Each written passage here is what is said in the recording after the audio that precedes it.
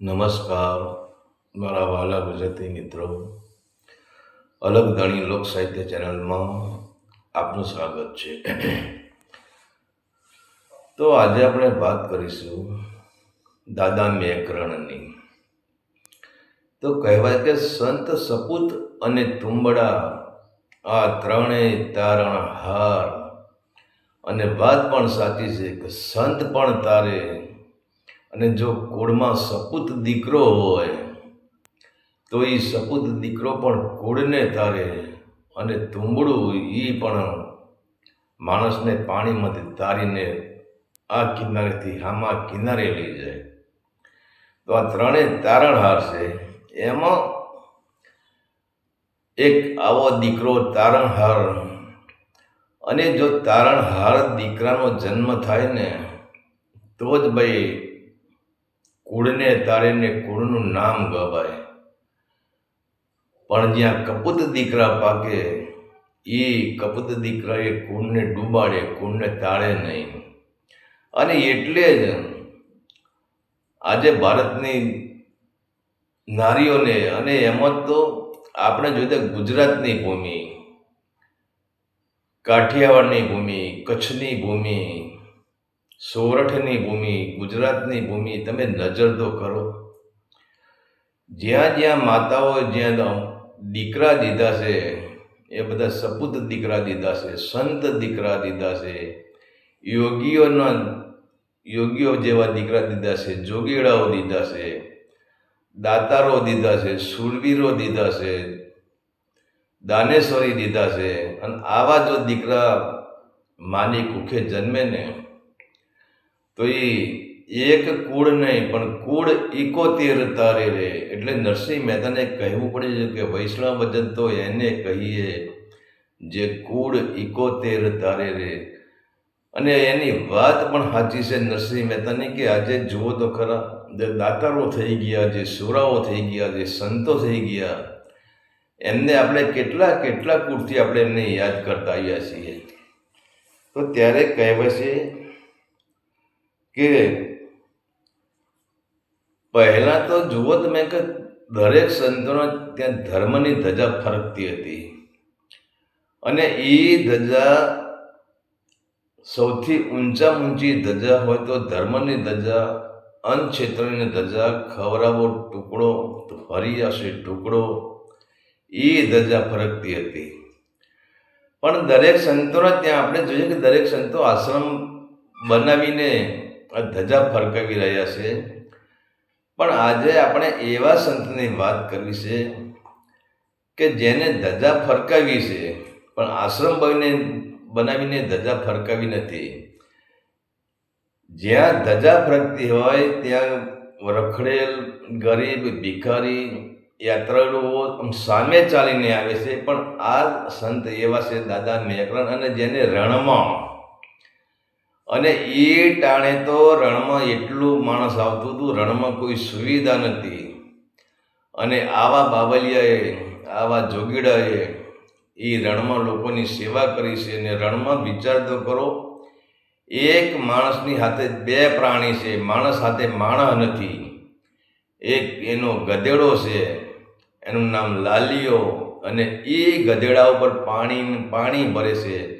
અને એનો બીજો કૂતરો છે એ મોતી, અને એ મોતી નામનો કૂતરો જંગલમાં ફરે છે. અને જ્યાં જ્યાં માણસને દેખાય છે ને ત્યાં એના ધોતીનો શેડો પકડીને, એનો પાલો પકડીને અહીંયા દાદા મેકરણ પાસે લાવે છે, અહીંયા ગધેડા પાસે અહીંયા જમાડે છે. વિચાર તો કરો, જે કામ માણસ નથી કરી શકતા એ ગધેડો અને કૂતરો કરી રહ્યા છે. તો હવે આપણે જોઈશું કે દાદા મેકરણનો કોણ હતા, એમનો જન્મ ક્યાં થયો, અને એમની પાસે જે આપણે જે જોડી જોઈએ છીએ, જેને અમર જોડી કહેવા છે, એ અમર જોડી એમને કોને આપી, અને દાદા મેકરણ છે એ કોનો અવતાર હતા. તો આજે આપણે દાદા મેકરણનો સંપૂર્ણ ઇતિહાસ જોઈશું. તો કહેવાય છે કે કચ્છમાં નખત્રાણા જે તાલુકો છે અને એ તાલુકાનું ખાંભડી નામનું એક ગામ, અને ત્યાં હવે ગામ કેવડું, ગામ નાનું ચકલીના માળા જેવડું ગામ. આમ તો ગામનો વિસ્તાર મોટો છે, કારણ કે જે આ મેકરણ દાદાના બાપુજી હોય છે એ ગામ ધણી હોય છે, અને પણ એના અમુક વિભાજન પડી ગયેલા હોય છે ગામના. એટલે આ ખાંભડી નામનું ગામ, અને અહીંયા રાજપૂત હળદોજી અને એમની પત્ની બબીબા, આ હળદોજી અને એમની પત્ની બબીબા શિવ ભક્ત છે. બંને જણા સવારે ઉઠે એટલે સ્નાન કરીને પવિત્ર થઈને પહેલા શિવજીની પૂજા કરવાની, અને શિવજીની પૂજા કર્યા પછી જ આ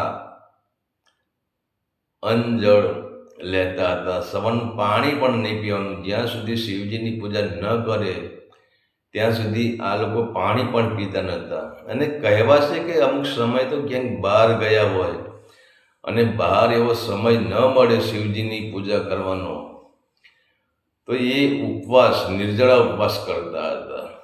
એ ક્યાંય પાણી નહીં ને કોઈના ત્યાં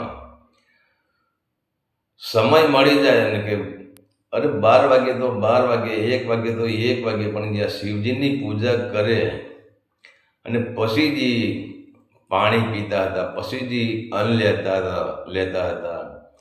આવા બંને પતિ પત્ની બંને ચુસ્ત શિવ ઉપાસક હતા. અને હવે આમના ત્યાં શિવજીની કૃપા થાય છે. અને હવે શિવજીની કૃપા થાય તો શિવજીની કૃપા થાય તો એની કૃપા કેવી હોય? જ્યાં શિવજીની જેના માથે કૃપા થઈ ગઈ છે એના અહીંયા સોનાનો સૂરજ ઉગી ગયો છે. તો કહેવાશે કે આજે આ હળદોજીના ઘરે સોનાનો સૂરજ ઉગી ગયો છે, અને બબાબાના ત્યાં એક સુંદર દીકરાનો જન્મ થયો છે. અને એ જન્મ ક્યારે થયો?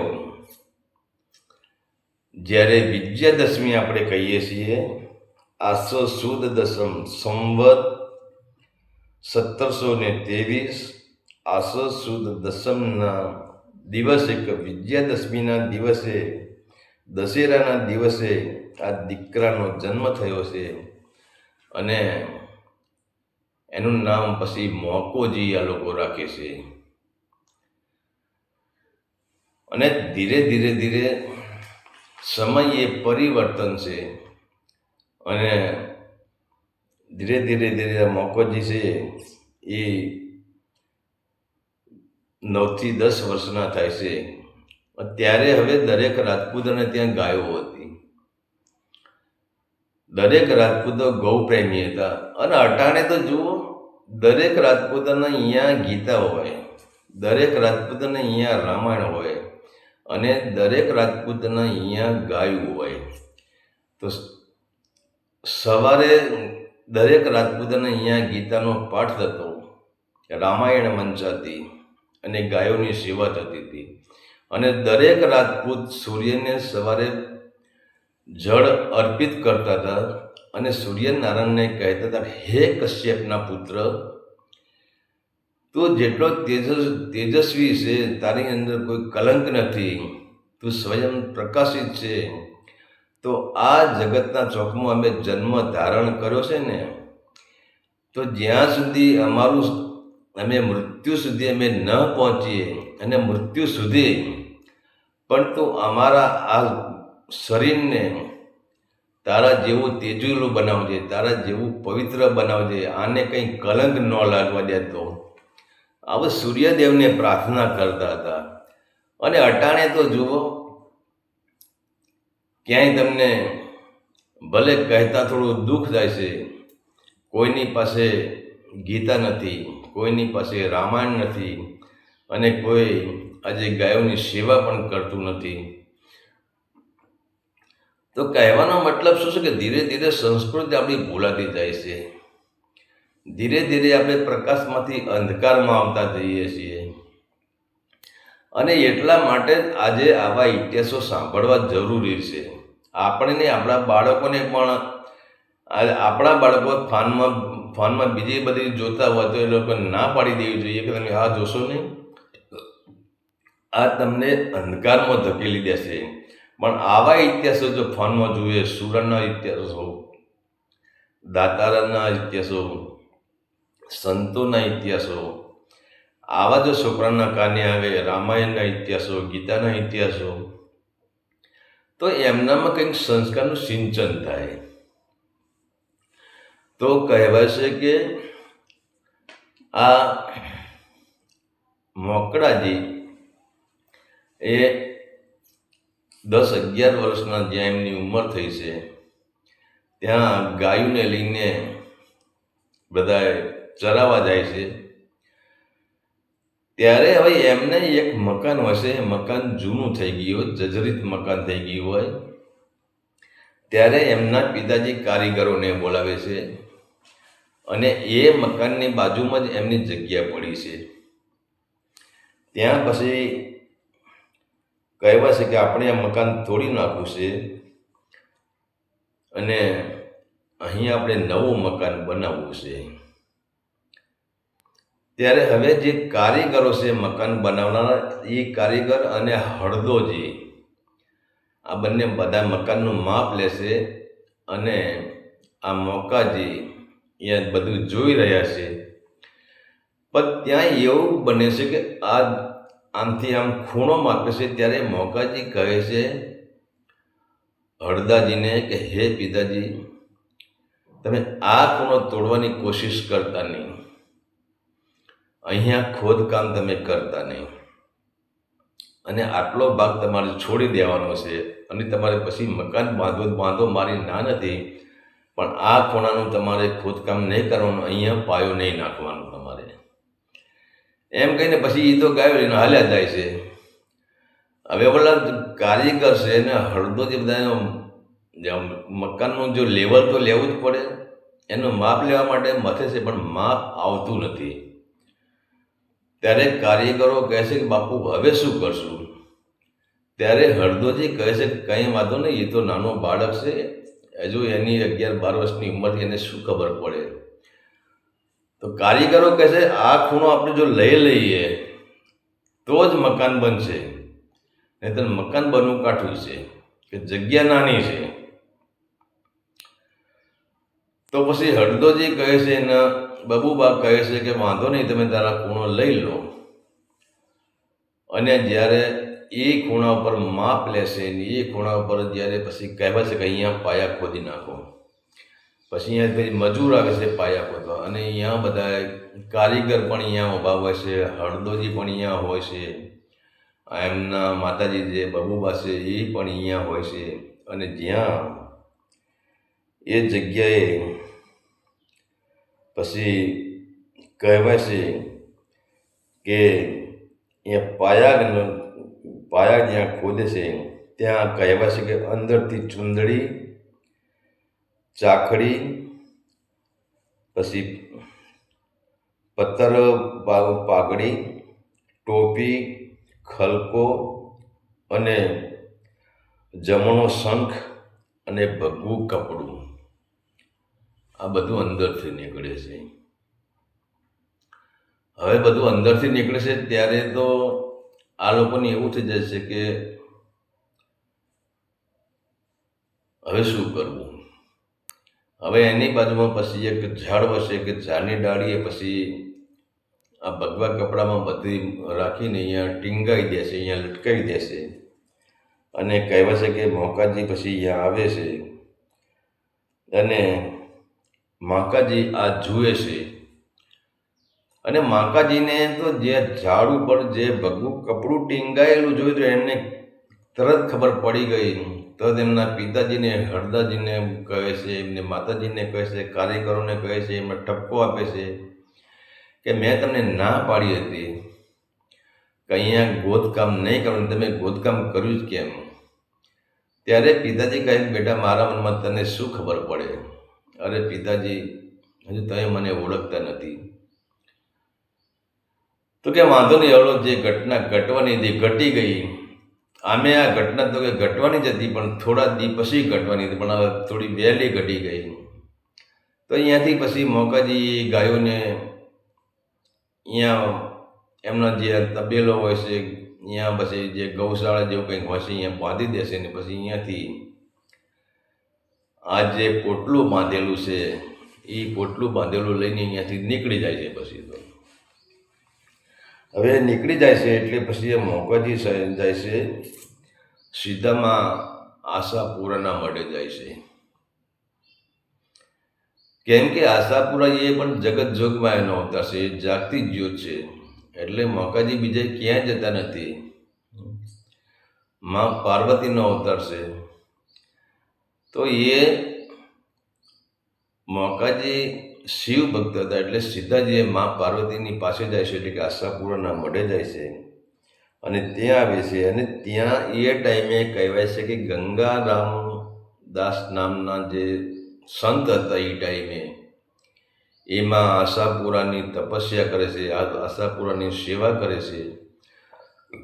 અને આ મોકાજી ગંગારામ પાસે આવે છે અને આવીને એમને આ જે ભગવા કપડામાં જે વસ્ત્રો જે બધું બાંધેલી હોય છે એ બધું બતાવે છે. અને ત્યારે ગંગારામ એ બચકી ખોલે છે તો અંદરથી એક ચાકડી નીકળે છે અને એક પત્તર પાવડી નીકળે છે, ટોપી નીકળે છે, ખલકો નીકળે છે, જમણા મુખનો શંખ નીકળે છે અને ભગવું કાપડ નીકળે છે. અને ત્યારે આ ગંગારામ કહે છે કે હે મોકાજી, આ કોઈ કાપડી સંત છે અને આ બધું કાપડી સંતની નિશાની છે. અને ત્યારે પછી મોકાજી કહે છે કે હવે તમે મને ભેખ ધારણ કરાવો, તમે મને ભેખ પહેરાવો, કારણ કે આ ભગવું કપડું પહેલી વખત મારી પાસેથી તમારી પાસે આવ્યું છે અને તમે આને ઓળખ્યું છે, તમે મારા ગુરુ, તમે મને કંઠી બાંધી દો. ત્યારે પછી કહેવાય છે કે ગંગારામ છે એ મોકાજીના માતા પિતાને બંનેને બોલાવે છે અને બોલાવીને વાત કરે છે. ત્યારે માતા પિતાને સમજાવે છે, ગંગારામ પણ એને સમજાવે છે. ત્યારે પછી મોકાજી હવે ઘરે જવાની ચોખ્ખી જ ના પાડે છે, પરંતુ માતા પિતાનો આગ્રહ છે એટલે ઘરે જાય છે. પણ અહીંયા ઘરે ગયા પછી રાત્રિનો સમય થઈ ગયો છે. હવે જો મોકાજી રાત્રે મા બાપને ઊંઘતા મૂકીને નીકળી જતા નથી, પણ મા બાપને સ્વપ્ન આપે છે, પોતાનો પરિચય આપે છે. અને જ્યારે આ કપડું નીકળ્યું ત્યારે મોકાજીએ એમના પિતાને હળદાજીને અને એમની માતા બહુબાને કહ્યું હતું કે માં, હું કોણ છું? હે પિતાજી, હું કોણ છું? તમે મને ઓળખી નહીં શકો. મારી ઉંમર 12 વર્ષની છે, તો મને શી ખબર કે અહીંયા વસ્તુ પડી છે. અને મેં આની નિશાની બતાવી કે અહીંયા તમે ખોદકામ ન કરતા, તો પણ મારા વટ ઉપર તમે ખોદકામ કરાવ્યું, તો તમને ખબર નથી કે હું કોણ છું ને મને ક્યાંથી ખબર પડી કે અહીંયા શું છે? મેં તમને ચેતાવ્યા હતા તો ખરા જ, મેં તમને હું કોણ છું એના માટે મેં તમને એ ટાઈમે બતાવ્યું હતું ખરું કે હું કોણ છું, હું શું જાણું છું. મેં તમને બધું બતાવ્યું, પણ તમે મારી વાત સમજી શકે ને તમે અહીંયા ખોદકામ કરાવ્યું, તો હવે મારે તમારાથી દૂર જવું પડશે. અને ત્યારે પછી કહેવાય છે કે રાતે મોકાજી એમને માતા પિતાને જે સપનું આપે છે અને સ્વપ્નમાં બંને માતા અને પિતાજી બંને જુએ છે કે આ તો સ્વયં શેષનાગનો અવતાર છે. હવે સ્વપ્નમાં પોતે શેષનાગ છે નક્કી થઈ જાય છે. અને માતાજી પિતાજીને લાગે છે કે આપણે કેટલા ભાગ્યશાળી છીએ, જે રામનો ભાઈ અને વિષ્ણુ જેના પર શેષ શૈયા કરે છે, જેને શિવજીએ જેને ગળામાં જેને પહેર્યો, ગળામાં જેનો હાર છે, ગળાની શોભા છે, અને એવો શેષનાગનો અવતાર આપણા ઘેરે દીકરો થઈને એને જન્મ લીધો છે. તો સ્વપ્નમાં બંને જોવે છે અને પછી અહીંયાથી પછી આ મોકાજી અહીંયાથી હાલી નીકળે છે અને પછી ત્યાંથી પછી લક્ષ્મણજીનું રૂપ બતાવી દેશે કે આ શેષ નાગનો અવતાર છે. અને પછી કહેવાય છે કે પછી આવીને માં આશાપુરાના મઢે આવીને ભેખ ધારણ કરી લે છે અને અહીંયાથી પછી એ ગિરનાર ઉપર તપસ્યા કરવા માટે ગિરનાર ઉપર જાય છે. પણ અહીંયા ગિરનાર ઉપર એ પૂછે ગુરુ દત્તાત્રેય પહોંચતા નથી. ગિરનારમાં ઉપર જતો ભસ્મમાં એ પલાઠી વાળીને બેસી જાય છે અને જ્યાં દત્તાત્રેય જવાનો માર્ગ હોય છે એ રસ્તા ઉપર જ બેસી જાય છે. અને ત્યાં પછી એમને જ્યાં પલાઠી વાળી છે, જીનામ જીનામ જીનામ જીનામ જીનામ એમનો મંત્રોચ્ચાર ચાલુ કરી દેશે. ત્યાં તપસ્યા કરે છે અને ત્યાં એવી ઘટના ઘટે છે કે હવે ગુરુ દત્તાત્રેય એમની માતા અનસુયા, એનો આપણે આગળ વિડીયો બનાવેલો જ હતો કે બ્રહ્મા દત્તાત્રેય છે, બ્રહ્મા વિષ્ણુ અને મહેશ ત્રણ છે. એટલે જ ગુરુ દત્તાત્રેયને શરીર એક છે અને એમના મુખ ત્રણ છે. એ ત્રણ મુખ છે એ બ્રહ્મા વિષ્ણુ અને મહેશ, આ ત્રણ મુખ છે. અને એમની માતા અનસુયા છે. અત્યારે કહેવાય છે કે માતા અનસુયાજી આ ગુરુ દત્તાત્રેયને કાયમને માટે પ્રસાદ આપવા આવે છે, કાયમને માટે એમને જમાડવા આવે છે. અને ત્યારે અનસુયાજી જે પોતાના પુત્ર દત્તને જે થાળ લઈને જમાડવા જાય છે ત્યારે વચમાં જ આ મોકાજી અહીંયા બેઠા હોય છે, આ દાદા મેકરણ અહીંયા બેઠા હોય છે, તપસ્યા કરતા હોય છે અને આખા દિવસના ભૂખ્યા હોય છે. કારણ કે એ પદ્માસન લગાવીને બેઠા પછી ઊભા થતા જ નથી. ત્યાં પછી હવે વિચાર કરો તો કે અનસુયાજી સૂક્ષ્મ સ્વરૂપે આવે છે, એમને કોઈ જોઈ શકતું નથી. એમના હાથમાં થાળ છે એ પણ કોઈ જોઈ શકતું નથી.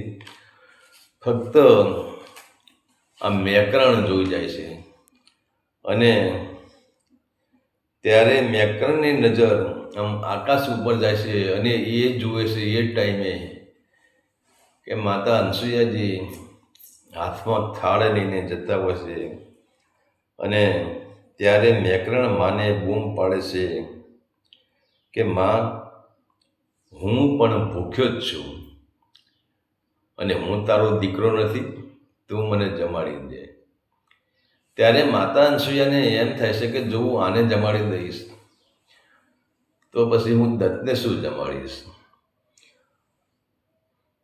તો પછી માતા અનસુયાથી નીકળી જાય છે. અને બીજા નંબરે માતા એમ કહેવાય છે કે માતા અનસુયાની પરીક્ષા લેશે મેકરણની.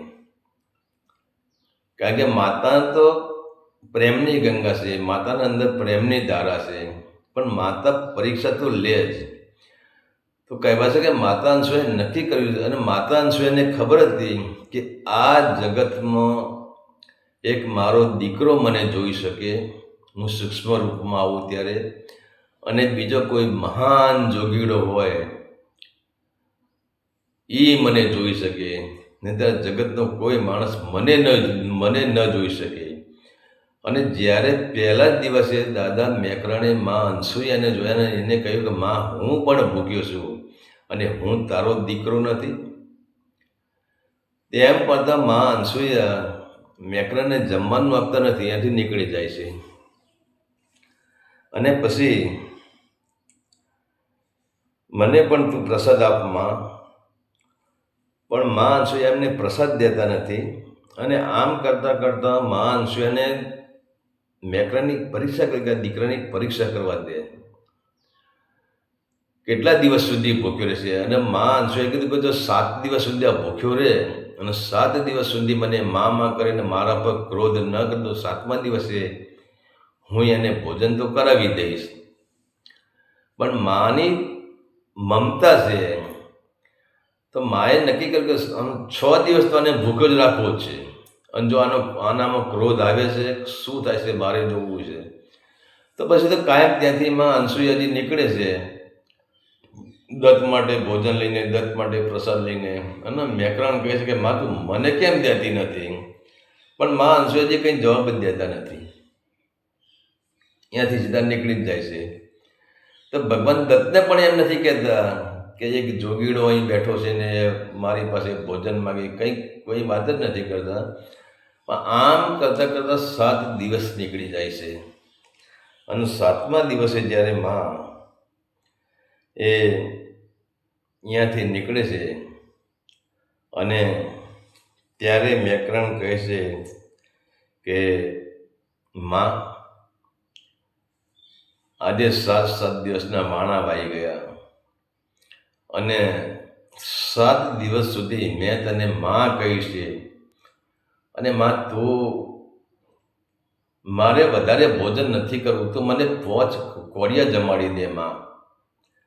અને ત્યારે કહેવાય છે કે માં અનસુયાજી હસતા હસતા નીચે આવે છે અને કહે છે કે બેટા, તે મને માં કહી એટલે મારું માનું વધે છે, પણ મારે તારી પરીક્ષા કરવી હતી અને તું પરીક્ષામાં પાસ થઈ ગયો છે. હવે વિચાર તો કરો, માં અનસુયા એ આજે મેકરણને જમાડે છે, અને જ્યાં મેકરણને એક કોળિયો જમ્યો છે. હવે આ બાજુ જો દત્તાત્રેયને શું તકલીફ થઈ છે કે દત્તાત્રેયની શક્તિ ઓછી થવા લાગી છે, એની ઉર્જા ઓછી થવા લાગી છે. તો દત્તાત્રેય વિચાર કરે છે કે આજે મારી ઉર્જા કેમ ઓછી થતી જાય છે.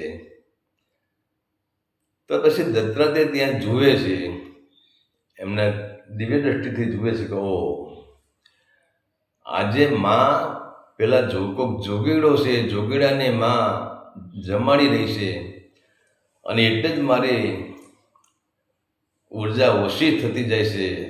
અને ત્યારે પછી દત્તાત્રેય હવે શું કરવું?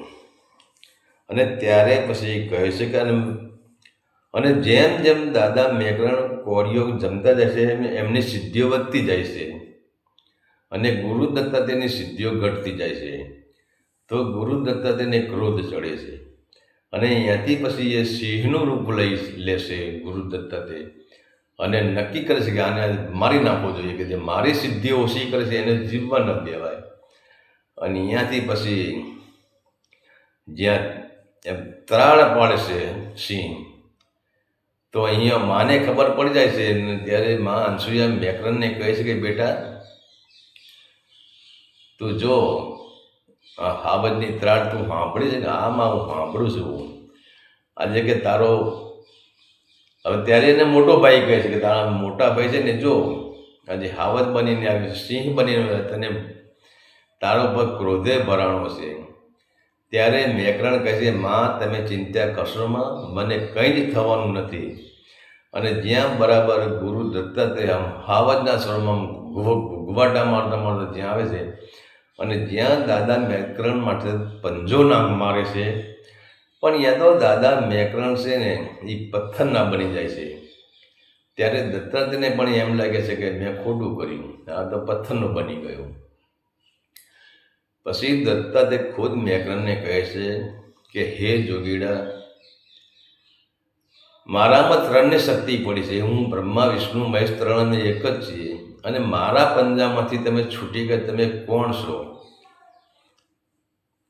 ત્યારે મેકરણ કહે છે કે મોટા ભાઈ, મને ન ઓળખ્યો તમે? ત્યારે પછી મેકરણ કહે છે કે જ્યારે આપણે લંકામાં ગયા અને મેઘનાથને મેં માર્યો હતો, અને જ્યારે મને બાણ વાગ્યું ત્યારે હું મૂર્છામાં હતો, તમે રડતા હતા. અને ત્યારે તો પછી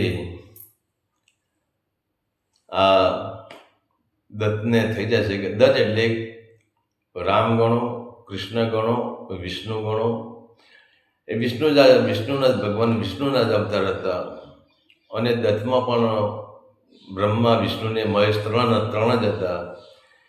ત્યારે વિષ્ણુ અને દત્ત અને દાદા મેકરણ બંને ભેટી પડે છે. અને ત્યાર પછી માં અનસુયાજી કહે છે કે હે દત્ત, તું મારો મોટો દીકરો અને આ મેકરણ મારો નાનો દીકરો.